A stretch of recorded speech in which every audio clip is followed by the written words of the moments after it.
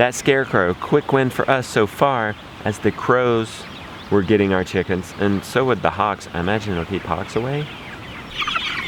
Another quick win, really quick win, one of the easiest wins is soak your feed. When you soak your feed, even just overnight, you can feed them 15% less. So say you had 30 chickens, layer chickens, they need 10 pounds of feed a day, that's a third of a pound each. You could cut down to 8.5 pounds of feed for them. That saves you dollar bills, y'all. I'm just gonna pour out the extra water on spot. There'll be some grain and the chickens will pick it up. Also, by soaking it, you absorb what you call the powder. There's a lot of powder, particularly in starter feed, that gets lost because the chickens don't eat it. But when that's wet, it's more clumpy and edible, and you lose a lot less feed. Look at these ones getting my spilled.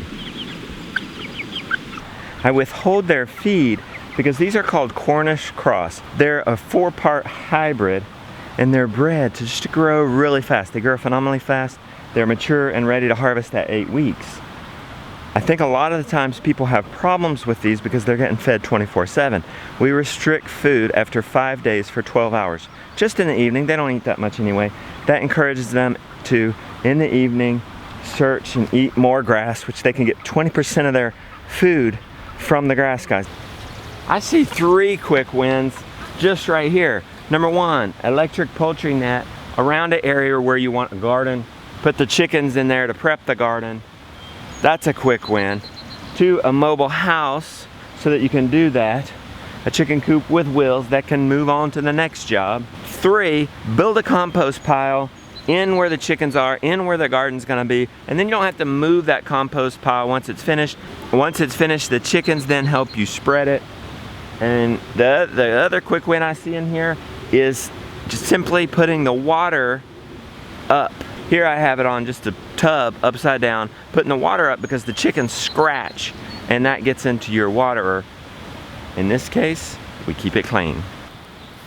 Right here we have a garden that our cover crop was ahead of our crops. No big deal. We've got ways for this still to thrive. You could use this in any situation. Look, we planted our onions, and to either side we did a strip of cardboard. Let's see what it looks like. Oh, here it is. A strip of cardboard to suppress weeds. Look at that. That grass under there is, or that cover crop under there is dying. It will add nutrients to the soil. Put a layer of mulch on top of it. The fragile onions are coming up. Right here we turn a problem into solution. Our dishwasher broke. We eat a lot of meals at home. Used compostable paper plates and said, wait a minute, we could use them out in the garden. Just put 4 around each plant and then mulched around it. That's spot mulching. Here we have our cover crop. We have some lamb's quarters. Some people call that weeds, but the chickens love it. It's growing up for the chickens. When this garden is done, we'll let the chickens back in here. They'll eat the cover crop. They'll eat the lamb's quarter. They'll eat the crops we don't eat. But in the meantime, we're protecting the crops we want a little bit so they can win in this jungle race. This paper plate method, it's actually called sheet mulching. You could use cardboard, you could use newspaper. You put down that sheet of cardboard, newspaper, or plates in this case, and then put over some mulch. In this case, it's wood chips. You could use leaves, you could use organic straw, stuff like that. This is a classic example of how to weed, like quickly weed. And if a weed does manage, and here we have planted in mulch, and our potatoes are growing all by themselves. Oh, except look, there is a weed right here going. But look, when you plant in mulch, weeds are easy to pull up and lay them down, and they become more mulch. Right here, this wind is so quick, you actually don't have to do anything. Well, I guess you got to make sure your chickens have, your garden has. What do you need here? I don't even know, because look what happened. I know what you have to do. Give them compost like I mentioned over there. Let them spread it. Then you have to give them your food scraps. Can you commit to that? Like food scraps that contain seeds. And you know what they'll do? Give them a little bit of wood chips to spread out. And this is what you get. You see how we have compost intermixed with these wood chips? And look what's growing. We didn't plant that. That's some sort of squash. There's another one. Bang. 2, 3. We're gonna let those grow up. The chickens have planted this entire garden area before just because they had compost that they spread themselves. Have you ever seen a garden grow by itself? That's permaculture. Arthur was just speaking of that. You see a lot of talk, but this is just doing. Actually, this is just not doing. This is just putting in chickens in an area, giving them your food scraps, and leaving. Is that just too easy? Is that just too easy for us? And that was it that year. We didn't even have mulch in here. So they had 4 different composts. They spread it out. They were fed food scraps, and the food just grew on its own. Another trick is in a feed room, especially with kids, you're gonna spill. Oh, pigs are low. Don't throw it away. Pigs are low on their food. These chickens are fed only food scraps. They're scavengers. They're gonna have no problem picking through that and getting the grain out. And what they don't eat goes to the garden because they're positioned on a future garden bed. Mom, I want you to talk about seed starts. I think that's a really neat trick.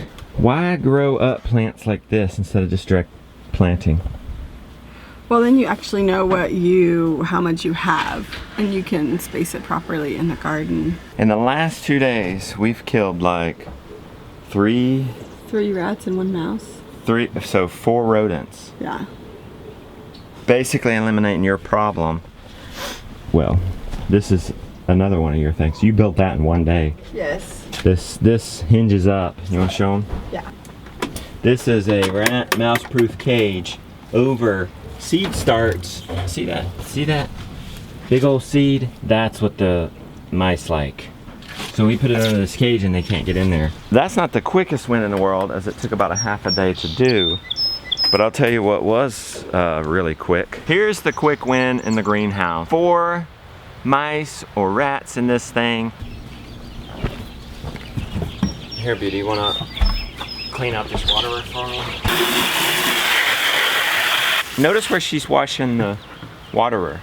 Why wash over there? Why not wash right here? Why? Because the garden gets the water and the organic nutrients. When I say that, I mean some manure, very little, and any bedding, anything like that, it's going right here. Okay, ready, Beauty? Yeah. Beauty, that stanchion is empty this morning. Mm-hmm. Tell them why. We take a break on Saturday mornings so that we don't have to milk 7 days a week. We use the calf to drink all the milk on Friday night so we don't have to. Yeah, it's called calf sharing. You heard these nightmare stories about how dairymen have to milk twice a day. Not on a homestead. One, we only milk once a day. Right. We put the calf up at night so she can't get a hold of her mama, and the mama builds up milk. Right. And then we can milk in the morning. Right. And then the calf has the milk all day. Right. And that allows us to skip a day, even 2, 3, if it could go away for the weekend if we needed to. Yeah. These ones are the worst. They're Hold on, pokey. I'll fix that. Okay. That's a prickly weed there. I know. So you're just picking, you know, in a mulch system, there's just a few and you just pick them. Yeah. It's easy. Let me show you how to quickly weed if there were more weeds or if they're nasty like briars. I'll actually go to my recycle bag. This will work. Opt for paper at the grocery store, certainly over plastic. Mean old weed.